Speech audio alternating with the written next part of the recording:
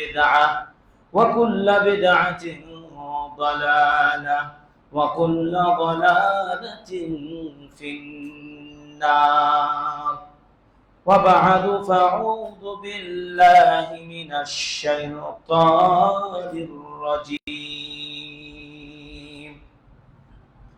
والذين جاهدوا فينا لنهدينهم سبلنا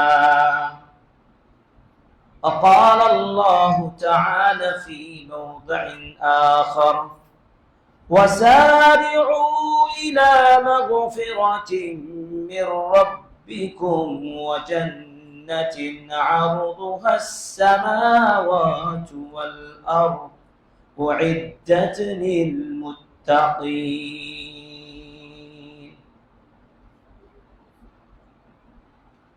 যাবতীয় প্রশংসা জ্ঞাপন করছি সে মহান আল্লাহ সুবহানাহু ওয়া তাআলার জন্য, যে সত্তার লয় নেই, ক্ষয় নেই, আদি নেই, অন্ত নেই, শুরু নেই, শেষ নেই, চিরঞ্জীব চিরস্থায়ী মহান সত্তা,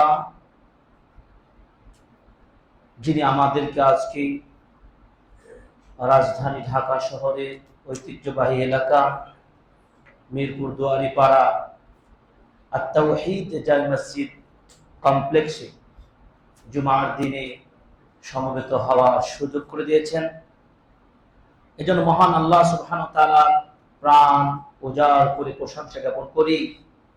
সকলে বলি আলহামদুলিল্লাহ। দরুদ ও সালাম বর্ষিত হোক এই পৃথিবীর সর্বশেষ ও সর্বশ্রেষ্ঠ নবী ও রাসূল আহমদ মুহাম্মদ মুস্তাফা সাল্লাল্লাহু আলাইহি ওয়াসাল্লামের প্রতি সাল্লাল্লাহু আলাইহি ওয়াসাল্লাম। আজকের খুতবার আলোচ্য বিষয় জিলহজ মাসের বরকতময় দিনগুলো। আজকে জিলহজ মাসের একেবারে শেষ প্রান্তে, আর কয়েকদিনের মধ্যে আমরা পৃথিবীর যে সমস্ত দিনগুলো আমরা অতিবাহিত করি তার মধ্যে সর্বশ্রেষ্ঠ দিন জিলহজ মাসের প্রথম 10 দিন। আসন্ন এই বরকতময় দিনগুলোকে কিভাবে আমরা বরণ করে নেব এবং এই দিনগুলোতে আমরা কি ধরনের প্রোগ্রাম হাতে নিতে পারি, এজন্য আমরা এই বিষয়ে অত্যন্ত তত্ত্ববহুল এবং সাজানো কিছু গুরুত্বপূর্ণ আলোচনা আপনাদের সামনে খুতবার মাধ্যমে তুলে ধরার প্রয়াস পাবো ইনশাআল্লাহ। আমরা যা বলি সেগুলো আমরা অত্যন্ত মনোযোগ দিয়ে শুনবো এবং সেগুলো আমরা নোট করার চেষ্টা করব। খুতবার পরবর্তী সময়ে আমাদের খুতবার উপরে কুইজ সেশন হয়ে থাকে এবং প্রশ্নোত্তর পর্ব থাকবে ইনশাআল্লাহ। আমরা মহান রব্বুল আলামিনের অসংখ্য নিয়ামার মধ্যে রয়েছি এবং তার দয়া অনুগ্রহ আমরা যদি গণনা শুরু করি, হিসাব করে আমরা তা সম্পূর্ণ করতে পারবো না। ওয়া ইন তাউদ্দু নি'মাতাল্লাহি লা তুহসুহা, তোমরা যদি আল্লাহর নিয়ামতগুলোকে গণনা করো তোমরা গুনতে পারবে না। ফামিন ফাদলিল্লাহি তাআলা আলা ইবাদিহি, আল্লাহর অনুগ্রহ দয়া যেগুলো করে থাকেন বান্দার প্রতি, তার অন্যতম হলো বান্দাকে নতুনভাবে জীবনকে পুনর্গঠন করার জন্য বছরের বিভিন্ন সময়ে ইবাদতের জন্য বিশেষ কিছু সৃজন তিনি দান করেন। এটিও আল্লাহর বড় নিয়ামত, আলহামদুলিল্লাহ। এবং ওই সৃজনগুলো এতটা গুরুত্বপূর্ণ যে সেই ঋতু মৌসুমগুলোকে আমাদেরকে যথাযথ মূল্যায়ন করে যদি বরণ করতে পারি, সেগুলোকে যদি কাজে লাগাতে পারি, তাহলে ঘুণে ধরা জীবনের মধ্যে ঘটে যাওয়া পাপ অন্যায়গুলো ত্রুটিগুলো সংশোধন করার সুযোগ পেয়ে যাব। এবং সেই দিনগুলো আমাদের জন্য হতে হবে প্রতিযোগিতা মুখর। দুনিয়াবি খেলা, অর্থ, পয়সা, খ্যাতি, নেতৃত্ব এইসব পাওয়ার জন্য মানুষ জীবন বাজি রেখে চেষ্টা করে, অথচ এই দুনিয়ার জীবনটা একেবারে লাহাবুন ওয়া লাআবুন, খেল তামাশা তুচ্ছ ছাড়া কিছুই নয়, এবং এই জীবনের মূল্য সামান্য কয়েকদিনের হায়াত, অথচ আমরা সেই স্থায়ী জিন্দেগির প্রস্তুতি আমরা নিতে যথেষ্টই গাফেল। বাল তুসিরুনাল হায়াতাদ দুনিয়া ওয়াল আখিরাতু খায়রু ওয়া আবকা।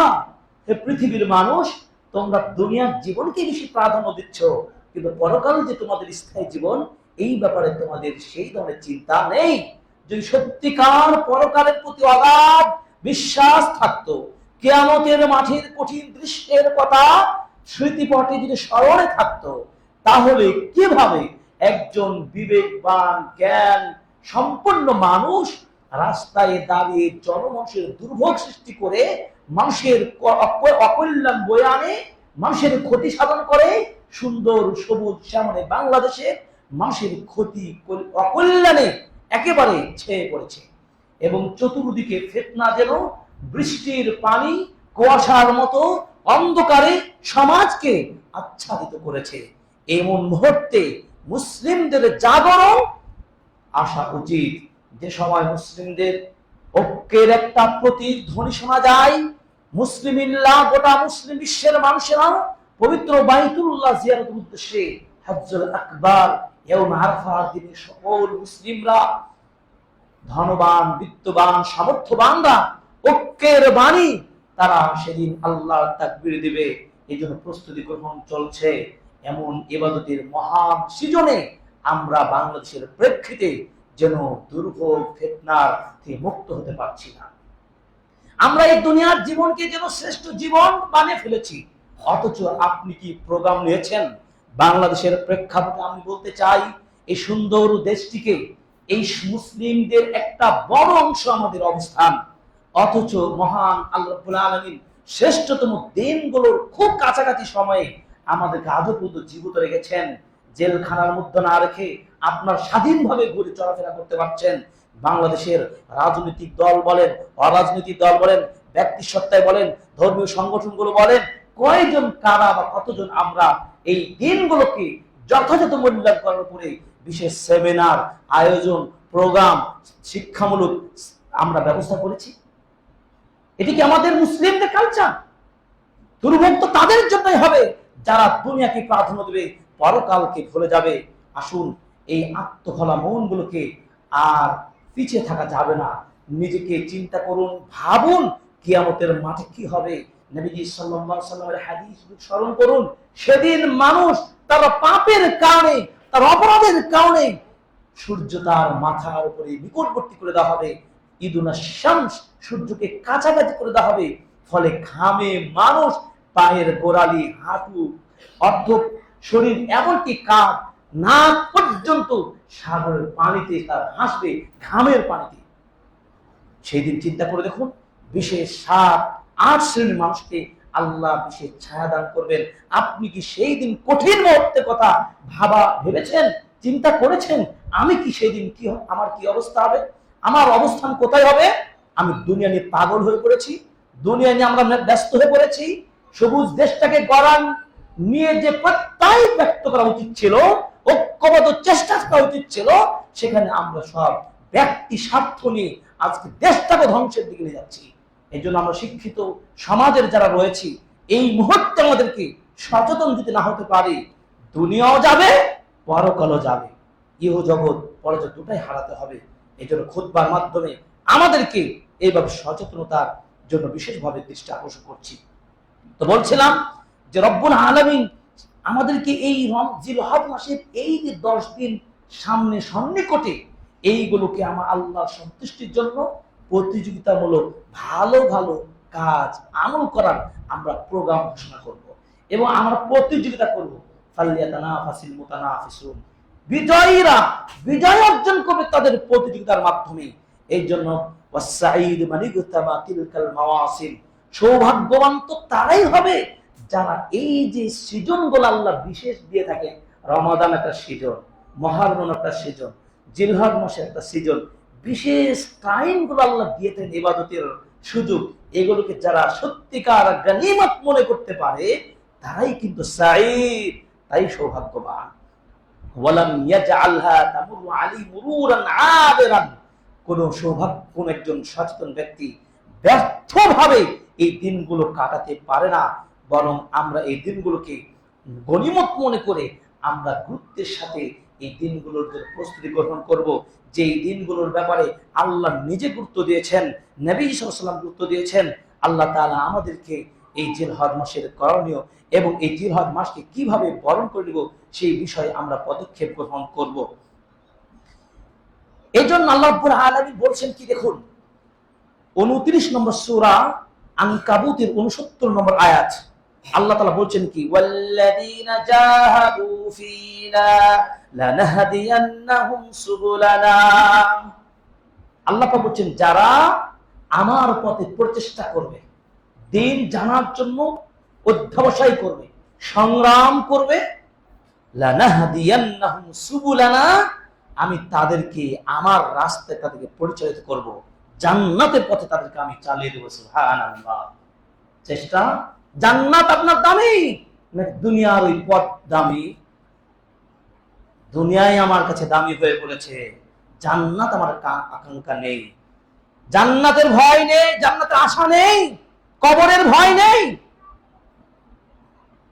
আল্লাহ আমাদের এই গাফিল মনকে সচেতনতা জ্ঞান দান করুন, আমিন। অথচ আল্লাহর আহ্বানটা দেখুন, তিনি কিভাবে ডাক দিয়ে বলেছেন।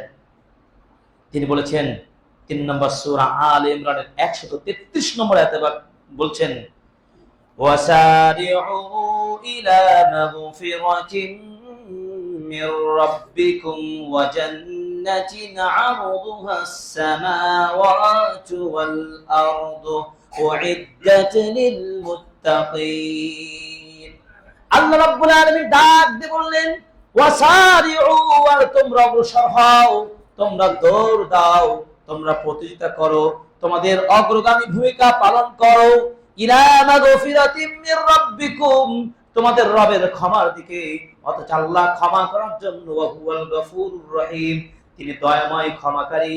আমাদের পাপ হয়, অন্যায় হয়, গুনাহ হয়, কথা কাজে, রাতে দিনে, যে কোনো মুহূর্তে আমাদের অন্যায় হয়ে যায়, বুঝেও পাপ করি, অবুঝেও পাপ করি। অথচ আল্লাহ রাব্বুল আলামিন কত বড় দয়াবান, তিনি আমাদেরকে সুযোগ করে দিয়েছেন এই জিলহজ মাসের সময়গুলোতে, এই ঋতুগুলোতে। আল্লাহ ডাক দিয়ে বলছেন, ওয়াসারিউ ইলা মাগফিরাতিম মির রাব্বিকুম, তোমরা তোমাদের রবের ক্ষমার দিকে ছুটে এসো, দৌড়ে এসো, ওয়া জান্নাতিন, এবং জান্নাত পাওয়ার দিকে তোমরা এগিয়ে এসো। আল্লাহ রাব্বুল আলামিন সুযোগ করে দিয়েছেন, আর আপনি মিছিল মিটিং করে মানুষের বিপদ ডেকে আনছেন। ঠিক ঘৃণা লাগে। যে বা যারা এই সমাজকে ধ্বংস করছেন, আল্লাহ তাদেরকে সঠিক হেদায়েত দান করুন, আমিন। তাতে যেই হোক, আমি হোক, আমার পরিবার হোক, আমার বাপ হোক, চাচা হোক, মুরব্বী হোক, আমার নিজের দল হোক, আর যেই হোক, কাউকে ছাড় দেওয়া হবে না। আল্লাহ রাব্বুল আলামিন এই সুযোগ দিয়েছেন, সুযোগটা আমরা কাজে লাগাবো। সেই জান্নাতের বর্ণনা আল্লাহ সংক্ষিপ্ত ভাবে বললেন, ওয়াজান্নাতিন আরদুহাস সামাওয়াতু ওয়াল আরদু, এমন জান্নাতের আহ্বান জানিয়েছেন যে জান্নাত আসমান সমূহ এবং জমিনের চাইতে অনেক বড়। আল্লাহ রাসূল সাল্লাল্লাহু আলাইহি ওয়াসাল্লাম হাদিসে বলছেন এবং আয়াতে বললেন, উইদ্দাত লিল মুত্তাকিন, মুত্তাকিনদের জন্য জান্নাত প্রস্তুত। হাদিসে কুদসিতে রাসূলুল্লাহ সাল্লাল্লাহু আলাইহি ওয়াসাল্লাম উল্লেখ করে বলেন, আল্লাহ রাব্বুল আলামিন বলেছেন, আতাতুল ইবাদিয়াস সালিহিন, আমার সৎ আমলদার বান্দাদের জন্য এমন জান্নাত প্রস্তুত করেছি যে জান্নাত এত নিয়ামতে ভরপুর, কোন চোখ দিয়ে দেখে নাই, কোন অন্তর দিয়ে কল্পনাই করে নাই, ভাবতেও পারে না, এত নিয়ামতে ভরপুর জান্নাত, যেখানে কোনো ক্ষমতার বোধ থাকবে না, সেখানে মানুষ যা চাইবে তাই পাবে। ওই জান্নাতের কথা মানুষ কেন ভুলে যায়? আব্দুল্লাহ বিন রাওয়াহা রাদিয়াল্লাহু তাআলা আনহু কোরআন তেলাওয়াত করছেন, করতে করতে হঠাৎ করে কান্না শুরু করলেন। পাশে তার স্ত্রী বসে আছেন। স্ত্রী প্রশ্ন করলেন, লিমা তাবকি, কেন আপনি কান্না করছেন? হঠাৎ করে তো কর্ণ ঝরে কান্না কেন? তিনি বললেন, আমি এমন একটা আয়াত তেলাওয়াত করছি, এই আয়াতে বলা হচ্ছে, আমি কি ওই সিরাতটা পার হতে পারবো? ফুল সিরাত, সেদিন কি আমি আটকে যাব? সেই সিরাত কি পার হওয়ার মতো আমার ক্ষমতা আছে? আমার কি মুক্তি মিলবে? অথচ আব্দুল্লাহ ইবনে রাওয়াহা রাদিয়াল্লাহু তাআলা আনহু আল্লাহর নবী সাল্লাল্লাহু আলাইহি সাল্লাম কর্তৃক আশারায়ে মুবাশশারা 10 জন সুসংবাদপ্রাপ্ত সাহাবীদের মধ্যে বিশিষ্ট সাহাবী হওয়ার পরেও এই কান্না করছেন, আর আমি আপনি সেই জান্নাত নাজাত পাওয়ার কোনো চিন্তা নেই, দুনিয়া নিয়ে আমরা পাগল হয়ে গেলাম।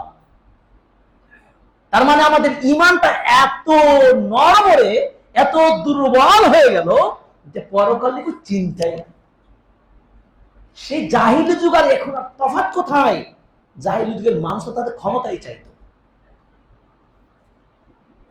আইএমএ জাহিলিয়া শুধু ইতিহাস পড়েন কেন, আইএমএ জাহিলিয়া যে এখন চিন্তা করতে পারেন? এত সুন্দর পরিবেশ পাওয়ার পরেও আমরা নিজেদেরকে চিনতে পারলাম না, নিজেদেরকে প্রস্তুতি নিতে পারলাম না। আল্লাহ আমাদেরকে সুবুদ্ধি দান করুন, আমিন। এরপর আল্লাহ রাব্বুল আলামিন আরো সচেতন করে দিয়ে বলছেন, তোমরা গাফেল হয়েও না আমার বান্দারা। সূরা হাসর আয়াত নম্বর 19 বলছেন কি দেখুন, ওয়ালা তাকুনু কাল্লাযীনা নাসুল্লাহা ফাআনসাহুম আনফুসাহুম উলাইকা হুমুল ফাসিকুন। তিনি বলছেন, হে পৃথিবীর মানুষ, তোমরা ওই গাফেল শ্রেণীর মানুষের মধ্যে হয়ে যাও না। তোমরা তোমার আল্লাহকে ভুলে যেও না। যদি তোমরা আল্লাহকে ভুলে যাও, আল্লাহ তোমাদেরকে ভুলে দেবেন। তার মানে তোমরা যত গাফেল হবে তত গাফেলের নিম্নতরে নেমে যাবে, তোমাদের আর উন্নতি হবে না, তোমাদের কল্যাণ হবে না। উলাইকা হুমুল ফাসিকুন, আর তারাই তো আসলে ফাসিক, এরাই হলো অপরাধী, গুনাহগার।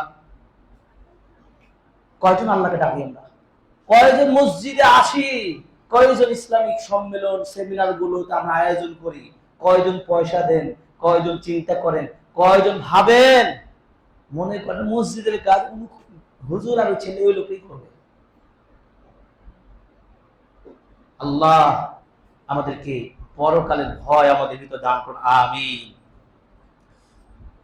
এই জন্য আল্লাহ রাব্বুল আলামিন সূরা আম্বিয়া 90 নম্বর আয়াতে তিনি আবার বলছেন, ইন্নাহুম কানু ইউসারিউনা ফিল খায়রাত ওয়া ইয়াদউনানা রাগাবান ওয়া রাহাবা ওয়া কানু লানা খাশিঈন।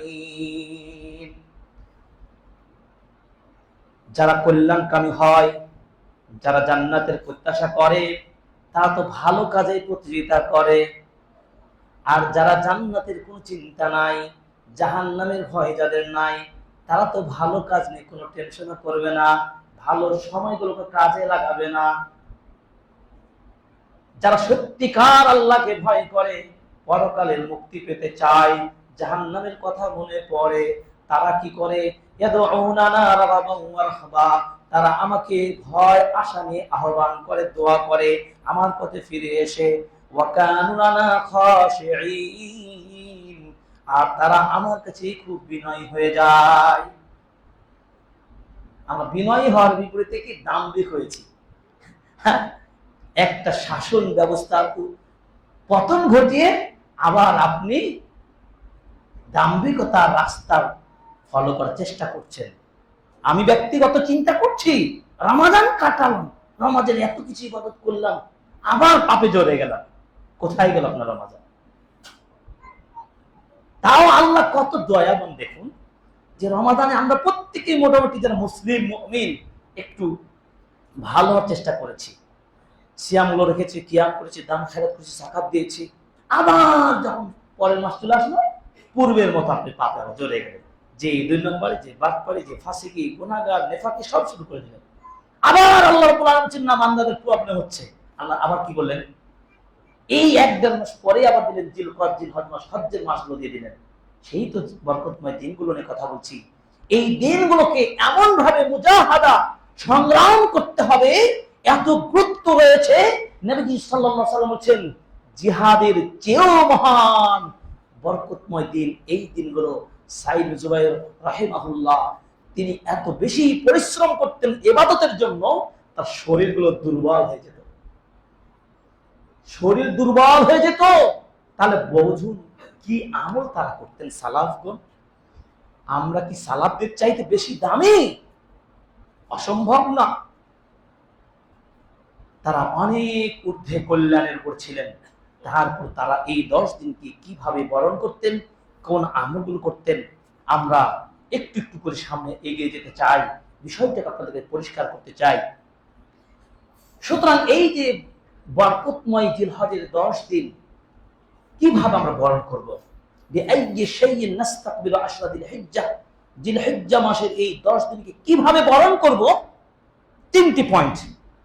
1, আত-তাওবাতুন নাসুহা, বিশুদ্ধ সত্য তাওবার মাধ্যমে আপনি এই 10 দিনকে বরণ করবেন। আর মাত্র 3 থেকে 4 দিন পরে জিলহজ মাসে চাঁদ উঠবে ইনশাআল্লাহ। তার আগেই আপনার প্রস্তুতি হবে কি, আজকে এই মুহূর্তে আপনি আত-তাওবা সাদিকা, সত্য বলিষ্ঠ নিষ্ঠার সাথে তাওবা করবেন। এটা কেন? একটা ভালো প্রোগ্রাম যদি আয়োজন করতে হয়, তাহলে সেই প্রোগ্রামের পূর্বে আমাদের প্রস্তুতি থাকতে হয় কি হয় না?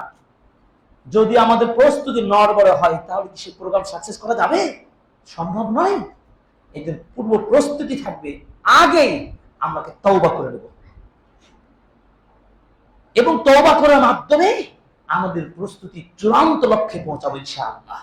এই জন্য এই মুহূর্তে মসজিদে যারা খুতবা শুনছি, অন্তত পক্ষে যারা অনলাইনে দেখছি, আমরা মুহূর্তের মধ্যে তওবা করব। আল্লাহ আমাদের তওবা কবুল করুন, আমিন। আমরা তওবা করছি, আল্লাহ আমাদের প্রকাশ্যে অপ্রকাশ্যে ছোট বড় সব ধরনের অন্যায়ের জন্য আমরা অনুতপ্ত হচ্ছি। আল্লাহ তুমি আমাদেরকে তওবা কবুল করো, আমিন। আল্লাহ ডাক দিয়ে বলছেন, ওয়াতুবু ইলাল্লাহি জামিআ আইয়ুহাল মুমিনুনা লাআল্লাকুম তুফলিহুন। সূরা নূর 31 নম্বর আয়াত। তিনি বলছেন, হে পৃথিবীর সকল মুমিনরা, তোমরা তওবা করো, বিশুদ্ধ তওবা করো। তওবা করলে তোমরা সফল হতে পারবে। তার মানে জান্নাত ইনশাআল্লাহ আপনার জন্য প্রস্তুত। তওবা করার জন্য 3টা শর্ত আপনাকে ফলো করতে হবে, খুবই সহজ। আদম, নাদাম, আজম। মানে 1, আপনি যে অন্যায়গুলো করতেন, পাপ করতেন, ছেড়ে দেন, না বলুন, পাপকে না বলুন। 2 নম্বর কি, আপনি নাদাম, নিন্দা জানান, আমার দ্বারা কি পাপগুলো হতো, ঘৃণা জানাবেন সে পাপগুলোকে। 3 নম্বর, দৃঢ় প্রত্যয় গ্রহণ করবেন, দ্বিতীয়বার আর সে পাপে ফিরে যাব না। এই 3টি শর্তের মধ্য দিয়ে তওবা করতে পারেন, মহান রব্বুল আলামিন তওবা শুধু কবুল করবেন না, তওবা যদি নাসুহা হয়, ইউবাদদিলুল্লাহু সাইয়্যাতিহিম হাসানাত, তাদের সকল পাপগুলোকে নেকিতে পরিবর্তন করে। সুবহানাল্লাহ। ইল্লা মান তাবা ওয়া আমানা ওয়া আমিলা সালিহান, যারা তওবা করে, ঈমান আনে, আমল করে, তাদের পাপগুলোকে আল্লাহ রাব্বুল আলামিন নেকি দ্বারা পরিবর্তন করেন। সুবহানাল্লাহ। তাহলে আমাদের তওবা দ্বারা এই জিলহজ মাসের প্রথম 10 দিনকে, বরকতময় দিনগুলোকে আমরা কি করব, স্বাগত জানাবো, প্রস্তুতি গ্রহণ করব। 2 নাম্বার, দৃঢ়ভাবে এই গনিমতপূর্ণ সময়গুলোকে আমলে সালেহ করার জন্য পরিকল্পনা গ্রহণ করব। কি কি কাজ করব, কি ধরনের প্রোগ্রামগুলো করবে। 10 দিন যেহেতু বিশেষ সুযোগ, গনিমতের মৌসুম, অর্থাৎ এই কয়েকদিন কোন ধরনের আমল করব, এর জন্য দৃঢ়ভাবে, একনিষ্ঠভাবে আপনাকে এই প্রোগ্রামের সূচি আপনাকে গ্রহণ করতে হবে। এই জন্য আল্লাহ তাআলা বলেছেন, ওই যে 29 নম্বর সূরা 59 নম্বর আয়াত, 69 নম্বর আয়াত সূরা আনকাবুত, ওয়াল্লাযীনা জাহাদু ফীনা লানাহদিয়ান্নাহুম সুবুলানা, যারা চরম প্রচেষ্টা করবে আমার আমলের পথে, আমার দ্বীনের পথে, আল্লাহ পাক তাদেরকে সেই পথেই পরিচালিত করবেন, তথা জান্নাতের পথে, দ্বীনের পথে। আল্লাহ তাআলা আমাদের তৌফিক দান করুন, আমিন। 3 নাম্বার, কিভাবে এই 10 দিনকে আমরা বরণ করে নেব। 3 নম্বর পয়েন্ট হলো আল বু'দু আনিল মাআসি, পাপ থেকে দূরে থাকার মধ্য দিয়ে। এই যে আজকে সকালে পাপ করেছেন, ঘুম থেকে উঠেছেন দেরি করে, সকাল তাসবিহ তাহলিল পাঠ করেননি, ফজর নামাজ পড়েননি, দান খায়রাত করেন নাই, অসহায় মানুষ হয়েছে বলে যে একটু যাও, কত ভাবে যে কত পাপ করেছেন খেয়াল করেন, নিজের দিকে নাফস, আপনার নিজের নাফসের দিকে লক্ষ্য করেন। হয়েছে না? হয়ে গেছে। ত্রুটি হয়েছে না? হয়েছে।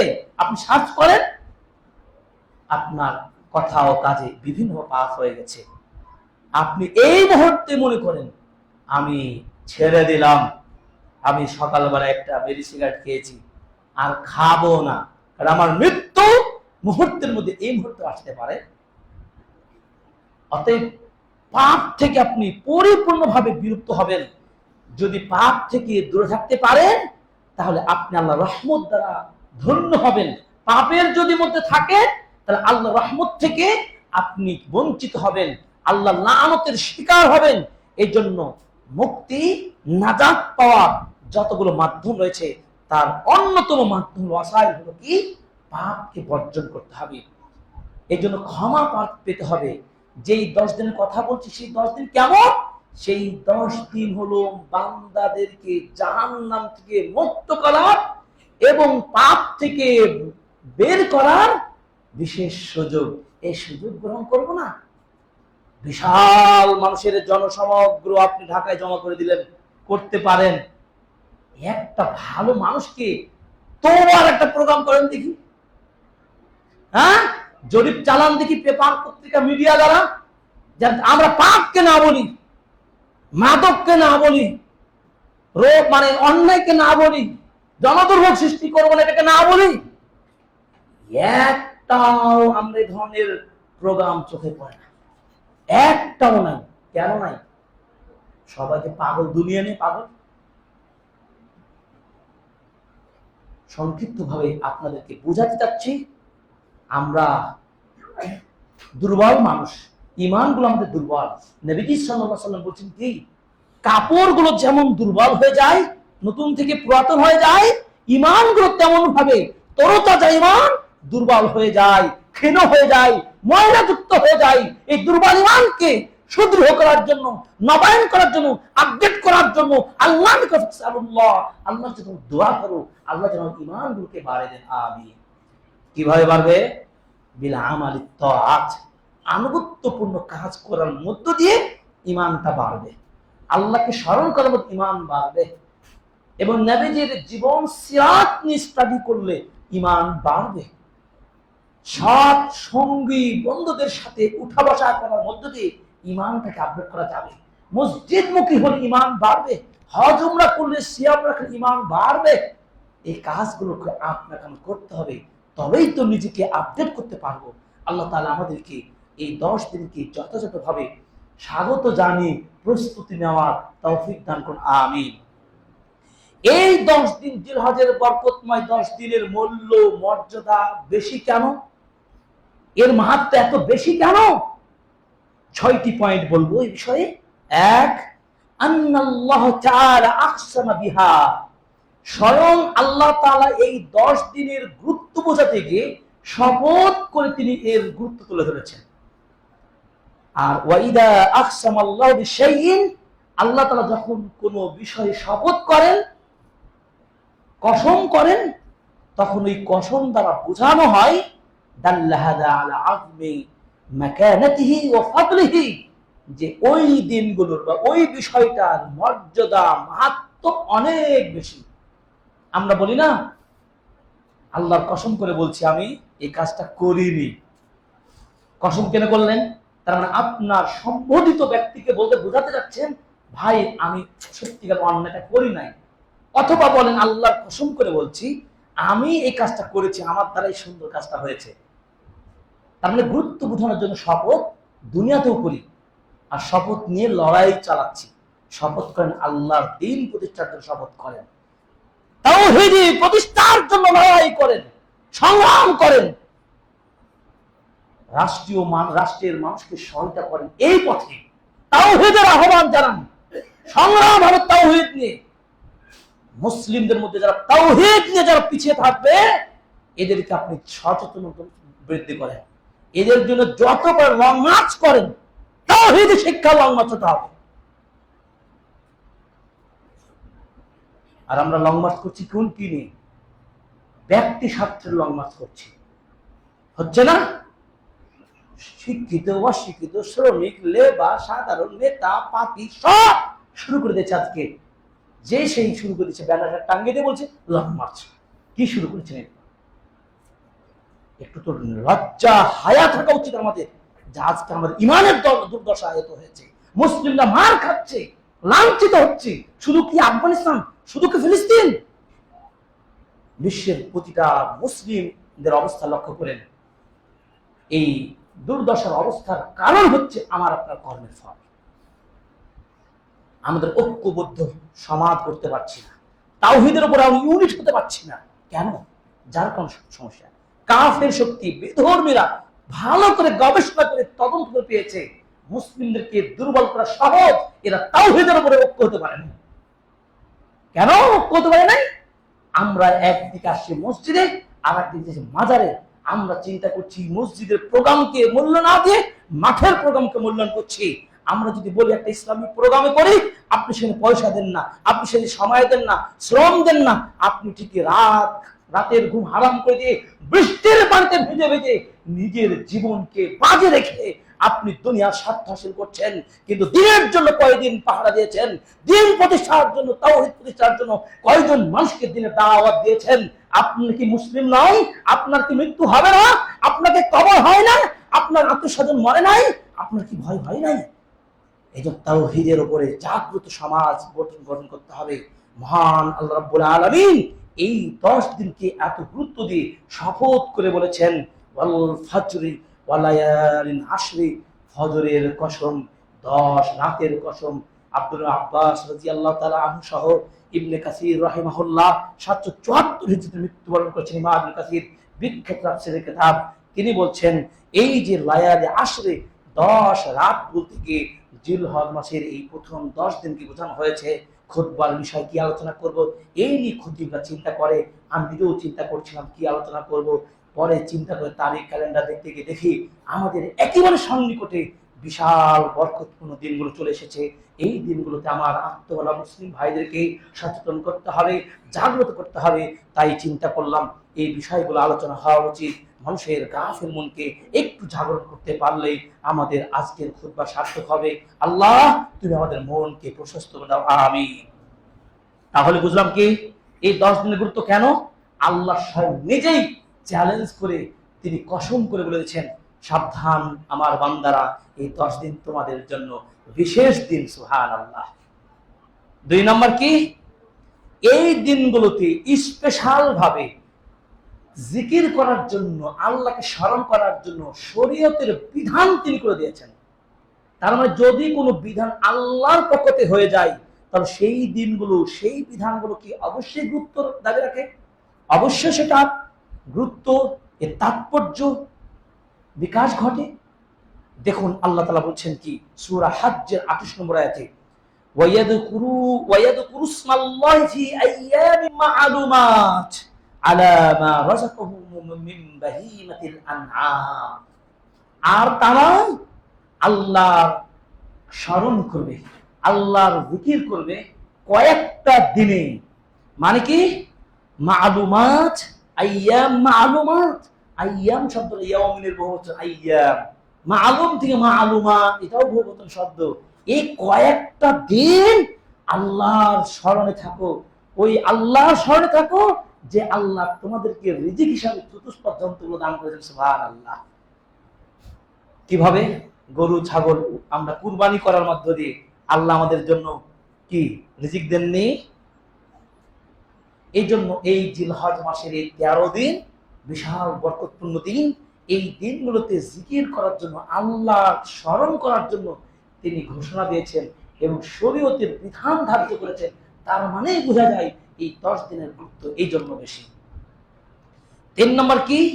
স্বয়ং রাসূলুল্লাহ সাল্লাল্লাহু আলাইহি সাল্লাম এই 10 দিনকে পৃথিবীর যত দিন রয়েছে সবচাইতে সেরা দিন হিসেবে আখ্যায়িত করেছেন। সুবহানাল্লাহ। জাবির বিন আব্দুল্লাহ রাদিয়াল্লাহু তাআলা আনহু বলছেন, রাসূল সাল্লাল্লাহু আলাইহি ওয়াসাল্লাম বলেছেন, ফাদলু আইয়ামিদ দুনিয়া আইয়ামুল আশর, ইয়ানি আশরু যিল হিজ্জাহ। দুনিয়ার শ্রেষ্ঠ দিনগুলোর মধ্যে জিলহজ মাসের এই 10 দিনটি শ্রেষ্ঠ দিন। এই দিনগুলোর দৃষ্টান্ত তুলনা হয় না। ওয়ালা মিসলাহুন্না ফি সাবিলিল্লাহ। তারপর রাসূলকে বলা হলো, ইয়া রাসূলুল্লাহ, একজন মানুষ যদি জিহাদ করতে যায় তার চাইতো কি? তিনি বলছে, হ্যাঁ তার চাইতেও। তবে জিহাদ করতে গিয়ে, সংগ্রাম করতে গিয়ে যদি শহীদ হয়ে যায়, জান মাল দিয়ে ফিরে আসতে পারলো না, তাহলে ওই ব্যক্তি সবচেয়ে শীর্ষ পর্যায়ে পৌঁছে যাবে এই 10 দিন আমল করার চাইতেও। আর যদি তিনি জিহাদ করে শহীদ না হয়, গাজী হয়ে ফিরে আসলো, আর 10 দিন আপনি আমল করলেন, এই 10 দিনের মূল্যায়নকারী ব্যক্তি হবে ওর চেয়ে দামি। সুবহানাল্লাহ। নবীজি নিজে এইভাবে গুরুত্ব তুলে দিয়েছে উম্মার লোকদেরকে। এই জন্য বলছি এই 10 দিনের গুরুত্ব এত বেশি। 4 নম্বর, এই 10 দিনের গুরুত্ব কেন বেশি? আন্না ফিহা ইয়াউমা আরাফা। 365 দিনের কোন দিন নাই, মাত্র এই 10 দিন আল্লাহ আরাফার দিনটা ফিক্সড করে দিয়েছে। সুবহানাল্লাহ। আরাফার দিনটা কি শুনি সহজে, কিন্তু দিনটার গুরুত্ব বুঝি। আল্লাহু আকবার। আরাফা কি বলে? আল ইয়াউম আরাফা হজ্জুল আকবার। হজ্জের মূল জায়গাটা হচ্ছে আরাফার মাঠে অবস্থান। কোন হাজী যদি আরাফার মাঠে অবস্থান করতে না পারে, সূর্য অস্ত যাওয়ার আগ পর্যন্ত হজ হবে না। মানে ও আরাফার মাঠে যেতেই হবে। কেন? সেই দিনতে হজ্জের মূল থিম। আল্লাহু আকবার। এই আরাফার দিনটার গুরুত্ব রয়েছে 10 দিনে রয়েছে। ওয়া ইয়াউমু মাগফিরাতিয যুনুব। এই দিন বান্দাকে পাপ থেকে মুক্ত করে দেওয়ার দিন। সুবহানাল্লাহ। ওয়া ইয়াউমুল ইতকি মিনান নিরান। জাহান্নাম থেকে মুক্ত করার দিন এই আরাফা। কবে রয়েছে বছরের? এই দিনগুলো আপনার সামনে চলে এসেছে। সুতরাং জিলহজ মাসের এই 10 দিনকে বাস্তবায়ন করার জন্য আপনি উঠে পড়ে প্রস্তুতি গ্রহণ করবেন। রাসূল সাল্লাল্লাহু আলাইহি ওয়াসাল্লাম এই আরাফার দিনের গুরুত্ব বলতে গিয়ে তিনি বলেছেন, কেউ যদি হজ করলো, আরাফার মাঠে অবস্থান করলো, কোনো ফাসিক কথা বললো না, পাপ করলো না, অন্যায় অহেতুক কথা বললো না, আল্লাহ রাসূল বলছেন তার এই হজটা হজ্জে মাবরুর। আর হজ্জে মাবরুরের প্রতিদান হবে লাইসা লাহু জাযা ইল্লা জান্নাহ। জান্নাত ছাড়া কিছু হতে পারে না। সুবহানাল্লাহ। তার মানে 10 দিনকে কেন আমি গুরুত্ব বলছি? আরাফার দিনে 10 দিন মধ্যে রয়েছে। 5 নম্বর কারণ কি? এই 10 দিনের মধ্যে আল্লাহ কুরবানির বিধানটা তিনি ধার্য করেছেন। কিসের বিধান? আপনি চাইলে অন্য মাসে কুরবানি করলে কুরবানি হিসাবে ধন্য হবে না। পশু জবাই করা বৈধ, কিন্তু কুরবানির সওয়াব আপনি পাবেন না। নবীজি সাল্লাল্লাহু আলাইহি ওয়াসাল্লাম বলেছেন, আযামুল আইয়ামি ইনদাল্লাহ ইয়াউমুন নাহর। আল্লাহর নিকট সবচেয়ে মহান দিন হলো কি? কুরবানির দিন। তারপর পরের দিনও শ্রেষ্ঠ দিন, সবচেয়ে বড় হলো কুরবানির দিন। আরাফার দিনের পরের দিন হাজিরা কুরবানি করে। জিলহজ মাসের 10ম তারিখ আমরাও কুরবানি করি। এই দিনগুলো তো জিলহজের প্রথম 10 দিনে রয়েছে। অতএব এই দিনগুলোর গুরুত্বই যেন বেশি। 6 নম্বর কারণ, এই 10 দিনের গুরুত্ব কেন বেশি এ কথা আপনাকে খেয়াল রাখতে হবে।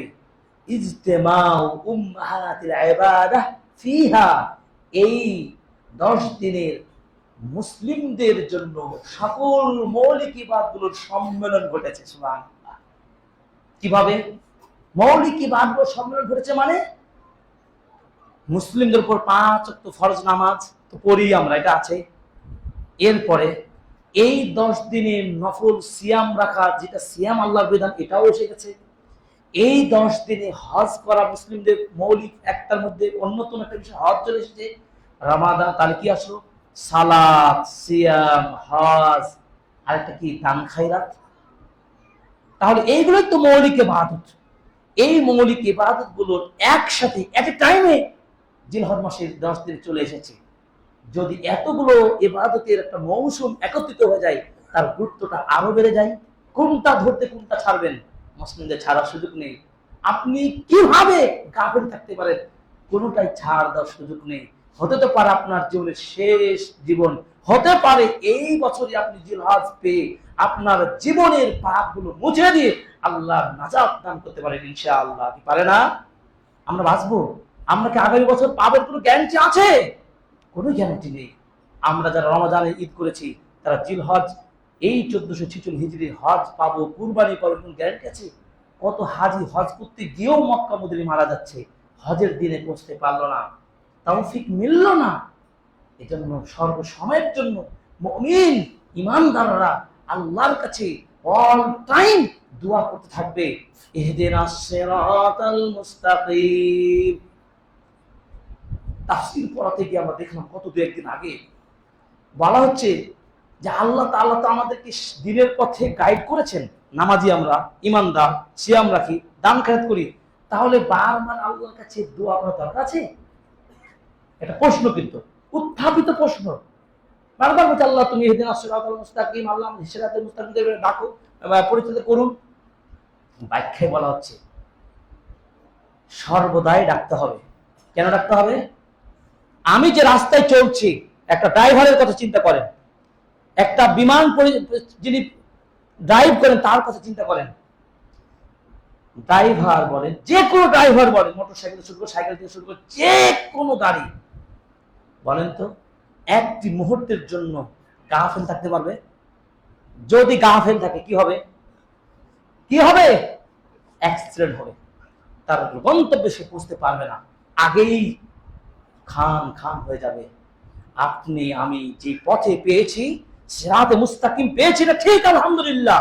আল্লাহ এই জন্য তো শুরুতে বলি আলহামদুলিল্লাহি রাব্বিল আলামিন আর রহমানির রহিম মালিকি ইয়াউমিদ্দিন ইয়্যাকা না'বুদু ওয়া ইয়্যাকা নাস্তাঈন ইহদিনাস সিরাতাল মুস্তাকিম সিরাতাল লাযীনা আন'আমতা আলাইহিম গায়রিল মাগদুবি আলাইহিম ওয়ালাদ-দাল্লিন। আমিন। মুসলিমদের শ্রেষ্ঠ দোয়া সূরাতুল ফাতিহা। এই জন্য আমার যে কোনো মুহূর্তে আমার অ্যাক্সিডেন্ট ঘটতে পারে, এই জন্য সিরাতে মুস্তাকিমের উপর থাকার পরেও অল টাইম আল্লাহর কাছে তৌফিক চাইতে হবে। আল্লাহ তুমি আমাকে বিচ্যুতি ঘটায় না, আমার অ্যাক্সিডেন্ট যেন আমার জন্য না হয়। এই জন্য অল টাইম আপনাকে দোয়া করতেই হবে। দৈনিক ফরজ 70 রাকাত নামাজে, 5 ওয়াক্ত নামাজে, নফল নামাজে আমরা সূরাটা পাঠ করি, কিন্তু উপলব্ধি করার চেষ্টা করি? উপলব্ধি করি না, বুঝার চেষ্টা করি না আমরা। তাহলে দেখুন যে সূরা ফাতিহায় আমরা এভাবে আবেদন করি। যে কথা বলছিলাম যে যে কোনো মুহূর্তে আপনার সঠিক পথ থেকে বিচ্যুতি ঘটতে পারে। এই জন্য নবীজি সাল্লাল্লাহু আলাইহি সাল্লাম নিজে, তিনি গোটা উম্মার লিডার, সকল নবী রাসূলগণের আখেরি পয়গম্বর নবিয়না মুহাম্মদ রাসূলুল্লাহ সাল্লাল্লাহু আলাইহি সাল্লাম বলতেন কি, ইয়া মুসাররিফাল কুলুব সাররিফ কুলুবানা আলা তাআতিক, ইয়া মুকাল্লিবাল কুলুব সাব্বিত আলা দীনিক আলা তাআতিক। আল্লাহ তোমার আনুগত্যের উপরে, তোমার দিনের উপরে আমাকে অবিচল রাখুন।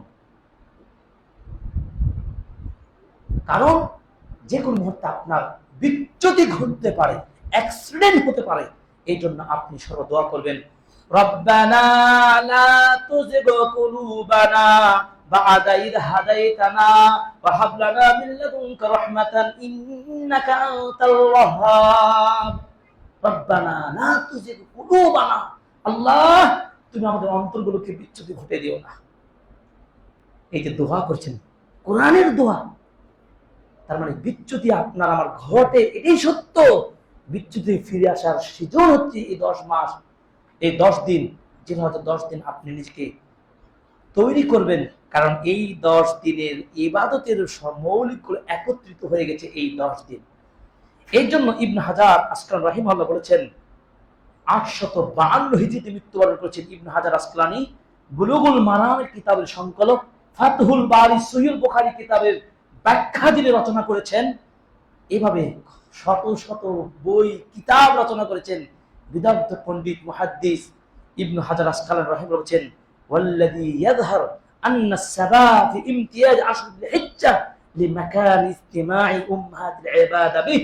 আমার কাছে যেটা প্রমাণিত হয়েছে, আমার গবেষণা যেটা মনে হয়েছে, এই 10 দিনে মৌলিক ইবাদতগুলো সবকিছু সম্মেলন ঘটেছে। সে সালাত বলেন, সিয়াম বলেন, সাদাকা বলেন, হজ বলেন, সবকিছুই। সুতরাং এই 10 দিনের গুরুত্ব এই জন্য বেশি। সম্মানিত মুসলমান ইকরাম, এই জিলহজ মাসের 10 দিনের গুরুত্ব বোঝাতে গিয়ে 6টি পয়েন্ট আপনাদেরকে বললাম।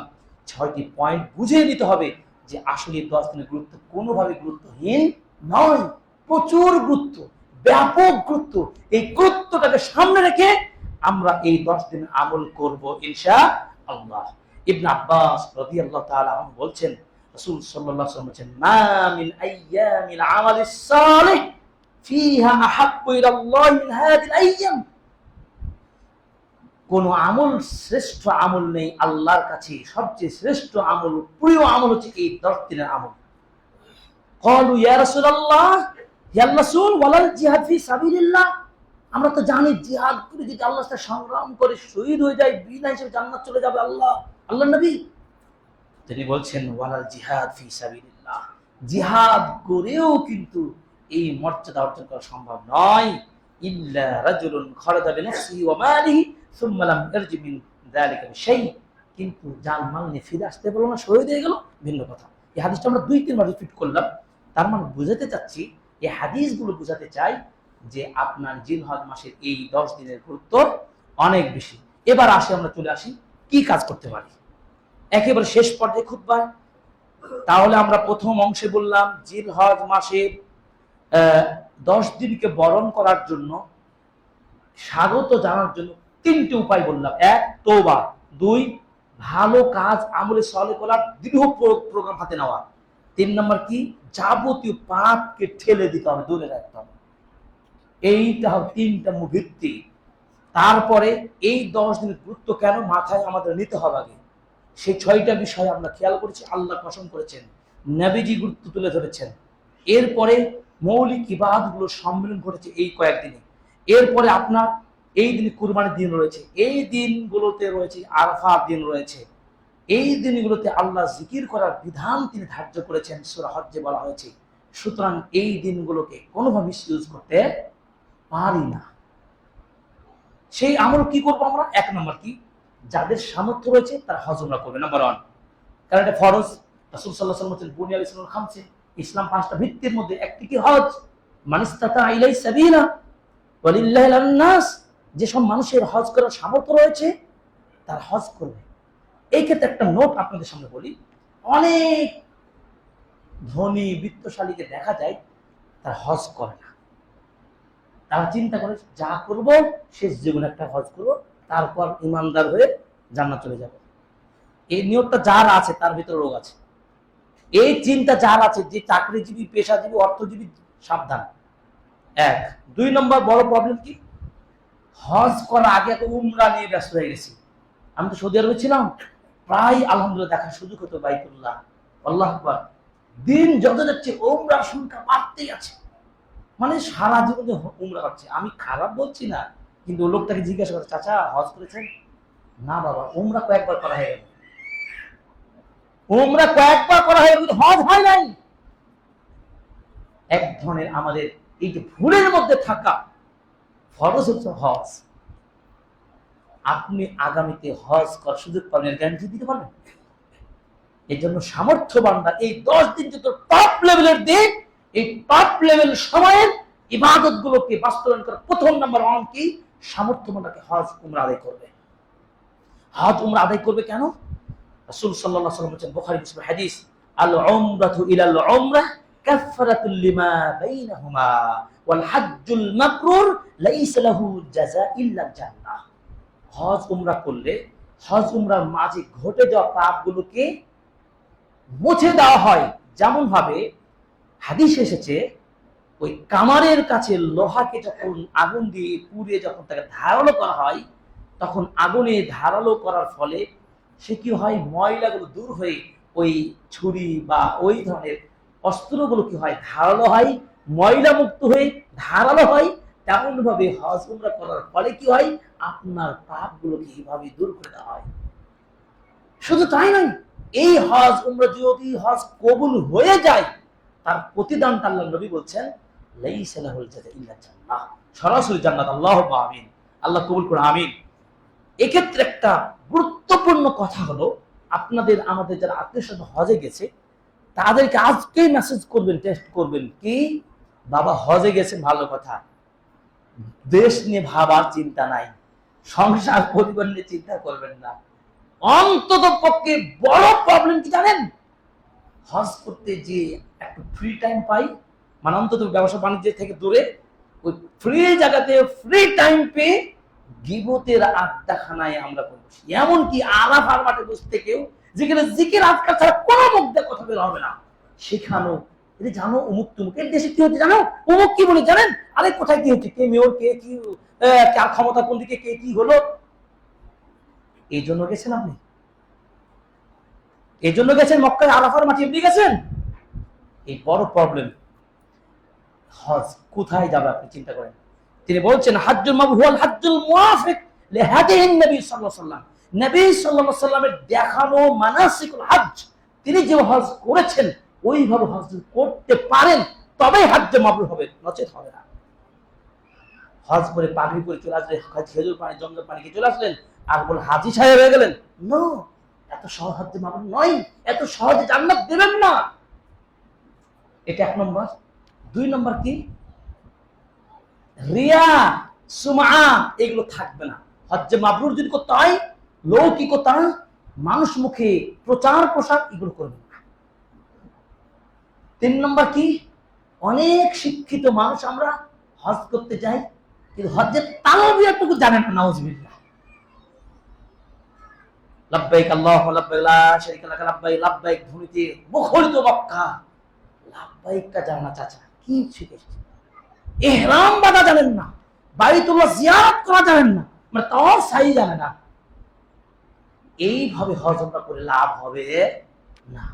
আপনি নাকি অনেক উচ্চ শিক্ষিত, অমুক কলেজের প্রিন্সিপাল, অমুক জায়গার অমুক মিনিস্টার, অমুক জায়গার তমুক।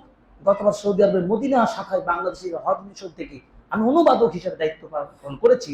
মদিনা এয়ারপোর্ট থেকে নিয়ে শুরু করে মদিনা আশেপাশে সবগুলো বিভিন্ন, সেখানে কত হাজিকে আমি জিজ্ঞেস করেছি। শুধু তাই নয়, মসজিদের নববীতে হজের সিজনে Sheikh doctor Abdur Rahman Sudais হাফিজাহুল্লাহ তার নিজস্ব যে শুউনুদ্দীনী একটা প্রজেক্ট রয়েছে, দাওয়া প্রজেক্ট, সেখানেও অনুবাদক হিসেবে দায়িত্ব পালন করেছি মসজিদ নববীতে। একটাই প্রবলেম, আমার কাছে মোবাইল এখন সব রেকর্ড আছে, সবার ফোন নাম্বার মোবাইল নাম্বার আছে, কারণ রেকর্ড আমার তালিকা করতাম। এত দুর্দশা অবস্থা। আকীদা তো গেলই, আকীদার ওয়া জানে না নবীজি জীবিত আছে, আল্লাহ নিরাকার, এত কিছু ভুল ভ্রান্ত আকীদা বিশ্বাস আর আকান্ত কিছু জানে না। বাবা কিছু জানে না, মনে সব এসেছে। নাউজুবিল্লাহ। এই নিয়ে চিন্তা করে ব্যবসায়িক শ্রেণীর লোকেরা লাগেজ আর জামা কাপড় দিয়ে এক আকর্ষণীয় ব্যাগ ধরে দিয়ে আপনাকে পাঠিয়ে দেয় আর টাকা নিয়ে ব্যস্ত তারা। এই কোম্পানির হজের লাইসেন্স যারা করছেন সাবধান, মূর্খ আমার মনে করি এই জাহেল ব্যবসায়ীদেরকে ধরেন আপনারা। এরা আপনার নিয়ে টাকা নিয়ে এরা খেলা শুরু করেছে। এরা মদিনা বিশ্ববিদ্যালয়ে হাজার স্টুডেন্ট রয়েছে বিভিন্ন ভাষা, এদের কয়জনকে এদেরকে দাওয়াত দেয়? এরা দাওয়াতও দেয় না। এরা মনে করে যে আমরা সবচেয়ে জ্ঞানী মনে হয় এই হজের ট্রাভেলসের লোকেরা।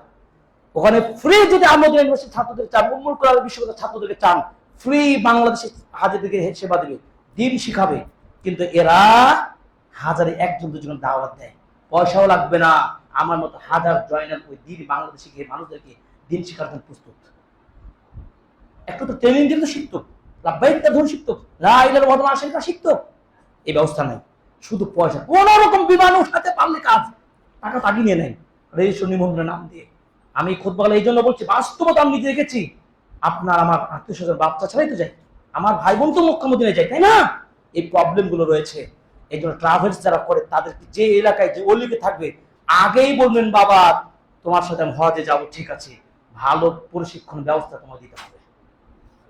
এবং আপনারা নিজেরা শুধু ওদের উপর দায় সারাতে হবে না, আপনারা নিজেরাও এত শিক্ষিত হয়েছেন কিন্তু হজের বিধিবিধান শিখবেন না, হতে পারে না। যাই হোক, অপ্রাসঙ্গিক। হজটা একটা বড় ভাইটাল বিষয়, এই জন্য আপনাদের আত্মসচেতনতা বৃদ্ধির জন্য আমি কথাটা বললাম। আসুন আমরা সংশোধন হই। আমিন। এই 10 দিন আরো কি আমল করবেন? 1 নম্বর হলো হজ করবেন।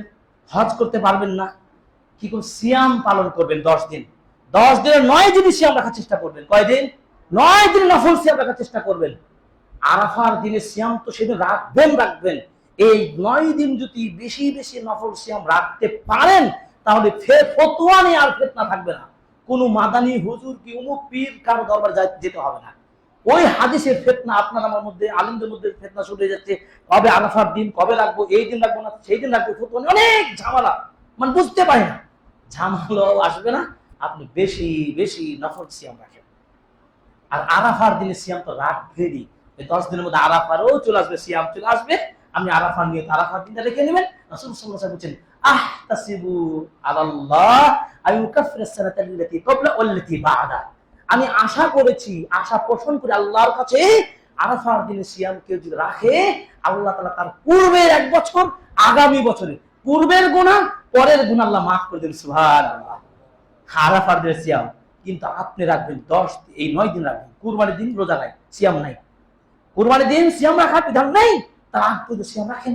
কারণ রাসূল সাল্লাল্লাহু আলাইহি ওয়াসাল্লাম বলেছেন, মা মিন আবদিন ইয়াসুমু ইলাল্লাহ, একজন বান্দা যদি আল্লাহর রাস্তায় একদিন সিয়াম পালন করে আল্লাহকে খুশি করার জন্য, ইল্লা বা'আদাল্লাহু বিযালিকাল ইয়াউমি মিনান নার খারিফান 70, আও কামা ক্বালা নবী সাল্লাল্লাহু আলাইহি ওয়াসাল্লাম। কে কোন বান্দা যদি আল্লাহকে খুশি করে একদিন একটা সিয়াম রাখে, ওই সিয়ামের বিনিময়ে আল্লাহ তাআলা ওই বান্দাকে জাহান্নামের 70 খরিফ থেকে ধরে রাখবেন।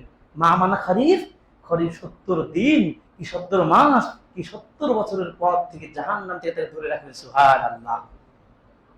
রাসূল সাল্লাল্লাহু আলাইহি ওয়াসাল্লামকে বলে, ইয়া রাসূলুল্লাহ দুল্লানি আলা আমালিন, আমাকে এমন কিছু আমলের কথা বলুন জান্নাত চলে যাব।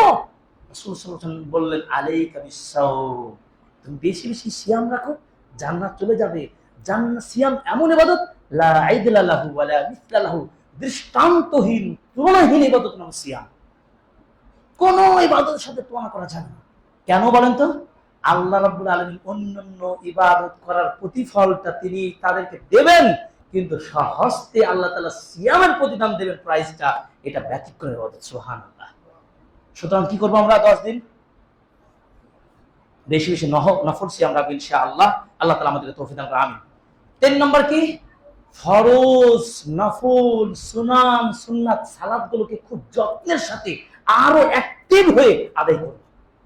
গাফলতি ছিল তো আমাদের, হুজুরের আজকে ওয়াজ শুনলাম, গাফলতি করব না।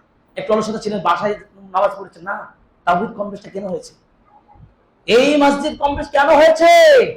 মসজিদের প্রথম কাতারে জায়গা নেন, আজানের আগে আসেন, ফেরেশতাদের দোয়া নেন। ফেরেশতাগণ 10 শ্রেণীর ব্যক্তির জন্য স্পেশাল দোয়া করেন। তার মধ্যে প্রথম কাতারে যারা জায়গা নিতে পারে, ডান দিকে আরো বেশি ফজিলত, তাদের জন্য ফেরেশতাগণ দোয়া করতে থাকে, সুবহানাল্লাহ। ওই শ্রেণীর হন, কাতারে কাতার মিলে কোনো ফাঁক থাকবে না। একটা হাদিস উম্মার লোক বুঝতো, আজকে ভেদাভেদ এত হতো না। আল্লাহর নবী বলছেন, নামাজের কাতার, নামাজের ফাঁক যদি বন্ধ করে দাও, কাঁধে কাঁধ পায়ে পা মিলে যদি কাতার সোজা করে দাঁড়িয়ে যাও, ফেরেশতাগণ তোমাদের জন্য দোয়া করে, সুবহানাল্লাহ, সুবহানাল্লাহ। ফাঁকা থাকলে কি হয়? শয়তান ওখানে প্রবেশ করে দুই ভাইয়ের মধ্যে দ্বন্দ্ব ফাঁসা সৃষ্টি করে দেয়। ঐক্য হবেন কোথায় থেকে? নামাজেই তো ঐক্য হতে পারেন নাই। এই হাদিস কি পড়ে নাই? আমি চাই যে মুসলিম হিসাবে আমরা ঐক্য চাই, তাওহীদের ভিত্তিতে, ইখলাসের ভিত্তিতে, আল্লাহর দ্বীনকে প্রতিষ্ঠার জন্য। আল্লাহ আমাদের বন্ধুত্ব, ভ্রাতৃত্ব বাড়িয়ে দাও, আমিন। সুতরাং এই ফরজ ইবাদতগুলো অ্যাক্টিভ নিয়মতান্ত্রিকভাবে পালন করবো। সুন্নাতগুলো একটু গাফলতি থাকলেও সেগুলো আর গাফলত করবো না। সাথে সাথে নফল নামাজে বেশি পড়তে হবে। কারণ রাসূল সাল্লাল্লাহু আলাইহি ওয়াসাল্লাম বলছেন, মা ইয়াযালু আবদি ইয়াতাকাররাবু ইলাইয়া বিন-নওয়াফিল হাত্তা উহিব্বাহু, আমার বান্দা যদি আমল করতে থাকে বেশি বেশি আমল করছে, এত আমল করছে, আল্লাহ তাআলা তার এই আমল দেখে তিনি বলেন হাত্তা উহিব্বাহু, তিনি তাকে ভালোবেসেই ফেলে। আমার বান্দা একেবারে আমার খুব প্রিয়, সুবহানাল্লাহ। আল্লাহর যে ভালোবাসা পান আর জান্নাত, আর সমস্যা হবে?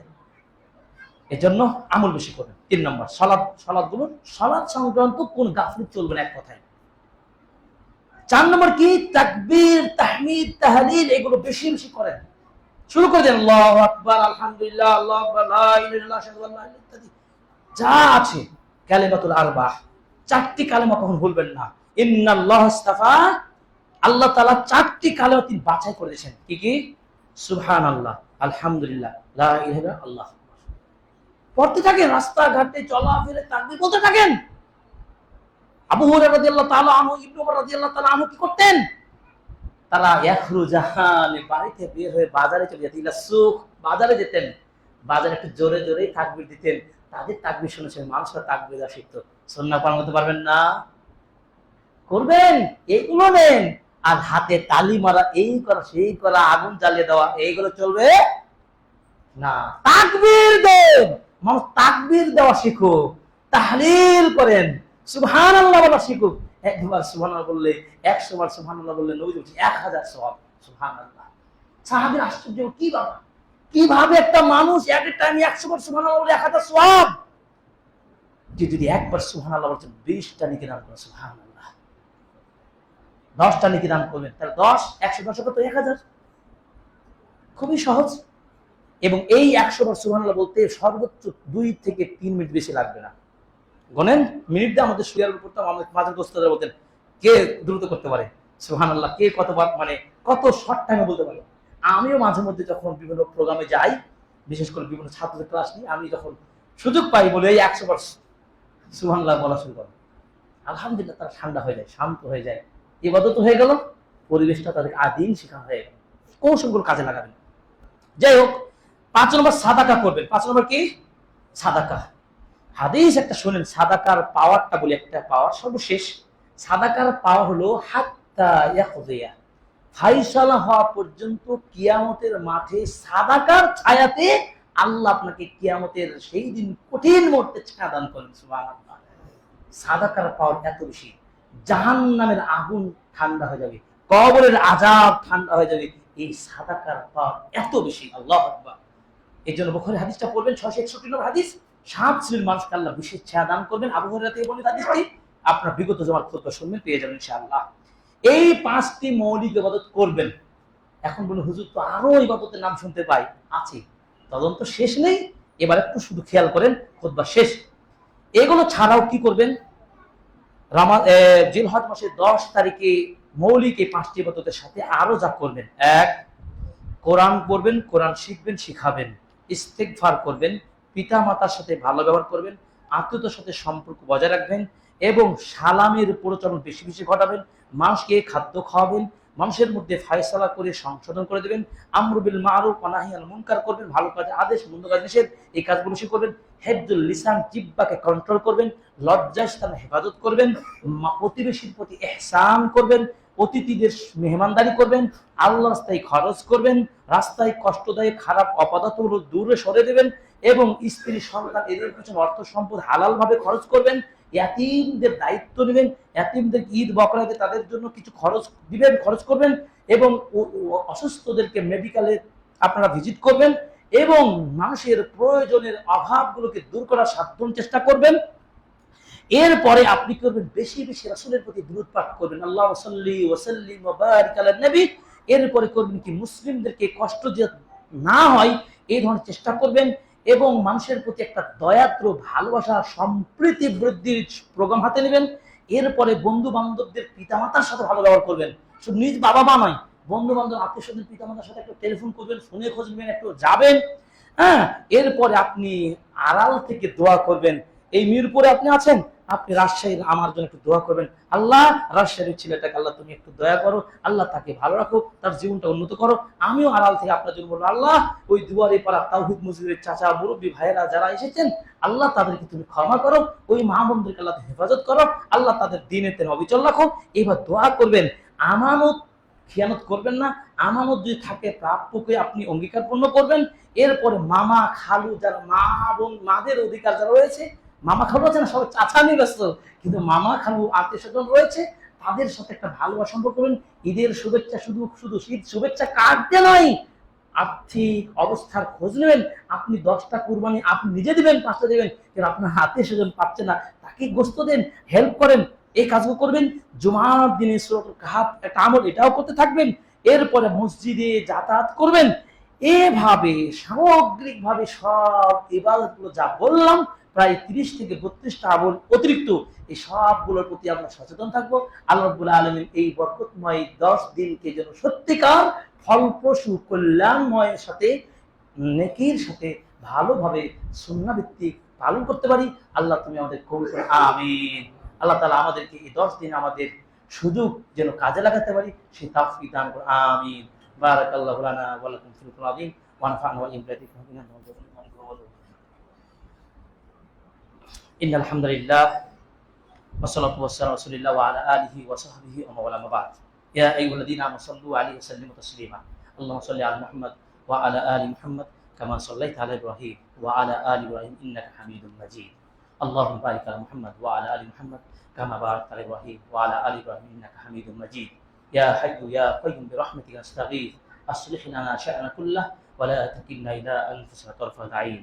ইয়া রাব ربنا لا تزغ قلوبنا بعد إذ هديتنا وهب لنا من لدنك رحمة إنك أنت الوهاب اللهم أجرنا من النار اللهم أجرنا من النار اللهم أجرنا من النار اللهم احفظنا من كل بلاء الدنيا والآخرة اللهم نسألك الهدى والتقى والعفاف والغنى اللهم جنبنا من المنكر الأخلاق والأعمال والأهواء والأهواء رب ارحمهما كما ربياني صغيرا رب ارحمهما كما ربياني صغيرا ربنا لا تدع لنا ذنبا إلا غفرته يا الله তুমি আমাদেরকে পাপ মুক্ত করা ছাড়া ছেড়ে দিও না আমিন ওয়ালা হাম্মান ইল্লা ফারাজতা আল্লাহ তুমি আমাদের দুঃখ টেনশনের সমাধান না দিয়ে তুমি ছেড়ে দিও না ওয়ালা মারিদান ইল্লা শাফাইতা আল্লাহ আমাদের অসুস্থদেরকে তুমি সুস্থ না করার মতো ছেড়ে দিও না ওয়ালা দাল্লান ইল্লা হাদাইতা আল্লাহ তুমি তাদেরকে হেদায়েত না দিয়ে তুমি ভ্রষ্টভাবে ছেড়ে দিও না ওয়ালা মাইয়িতান ইল্লা রাহিমতা আমাদের মৃতদেরকে দয়া তাদেরকে ক্ষমা জান্নাত না দিয়ে ছেড়ে দিও না আমিন ওয়ালা মাজলুমান ইল্লা নাসারতা এবং যারা মাজলুম আল্লাহ তাদেরকে সাহায্য করা ছেড়ে দিও না আল্লাহ সাহায্য তুমি করো স্পেশাল দোয়া করতে খুতবা থেকে আল্লাহুম্মা আনসুর ইখওয়ানানা ফিলিস্তিন আল্লাহুম্মা আনসুর ইখওয়ানানা ফিলিস্তিন আল্লাহ ফিলিস্তিন ভাইদের প্রতি তোমার সাহায্য বর্ষণ করো আমিন আল্লাহুম্মা আইজ্জাল ইসলাম ওয়াল মুসলিমিন ইসলাম মুসলিমদেরকে সাহায্য করো আমিন আল্লাহুম্মা দাম্মির দিয়ারাল ইয়াহুদ ওয়ান নাসারা ওয়া ইসরাইল আমিন ইয়া রাব্বাল আলামিন আল্লাহ তাদেরকে ইহুদ নাসারা খ্রিস্টান এবং মুসলিমদের শত্রুদেরকে তোমার গায়েবী শক্তি দিয়ে তাদেরকে তুমি দুনিয়া থেকে ধ্বংস করে দাও আমিন হে আল্লাহ আমাদের মুসলিমদের মধ্যে ভ্রাতৃত্বের ভালোবাসা বন্ধন ঐক্য করার সুযোগ ঈমান দান করো আমিন রব্বানা তাকাব্বাল মিন্না ইন্নাকা আনতাস সামিউল আলিম ওয়া তুব আলাইনা ইন্নাকা আনতাত তাওয়াবুর রহিম সুবহানা রাব্বিকা রাব্বিল ইজ্জাতি আম্মা ইয়াসিফুন ওয়া সালামুল মুরসালিন ওয়ালহামদুলিল্লাহি রাব্বিল আলামিন আমিন আমিন